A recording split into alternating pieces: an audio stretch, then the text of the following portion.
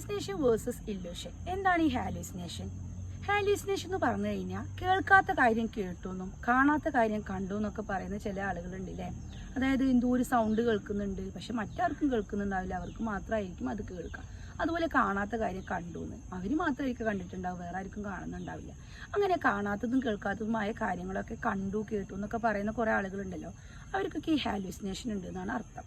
അത് നമുക്കുണ്ടല്ലോ ഒരു കൗൺസിലിങ്ങിലൂടെ ഒന്നും നേരാക്കാൻ പറ്റില്ല, അവർക്കൊരു സൈക്കാട്രിക്കൽ പ്രോബ്ലം ഉണ്ട് എന്നാണ് അതിൻ്റെ അർത്ഥം. അപ്പോൾ നമ്മൾ എന്ത് ചെയ്യണം? അങ്ങനെയുള്ള ആളുകൾ നമ്മുടെ ശ്രദ്ധയിൽ പെട്ട് കഴിഞ്ഞാൽ അവർക്ക് തീർച്ചയായിട്ടും ഒരു ഡോക്ടറിനെ കാണേണ്ട അവസ്ഥയിലാണ് അവർ. പിന്നെ ഹാലൂസിനേഷൻ്റെ വേറൊരു അവസ്ഥ എന്ന് പറയുന്നത് ഈ ഡ്രഗ് അഡിക്റ്റുകളൊക്കെ ഉണ്ടല്ലോ, മയക്കുമരുന്ന് പോലുള്ള ഇഞ്ചെക്ട് ചെയ്തിട്ടുള്ള ഒരുപാട് മെഡിസിൻസും കാര്യങ്ങളൊക്കെ, അതായത് അങ്ങനത്തെ പലതും ഇപ്പോൾ വിപണിയിലാണ്.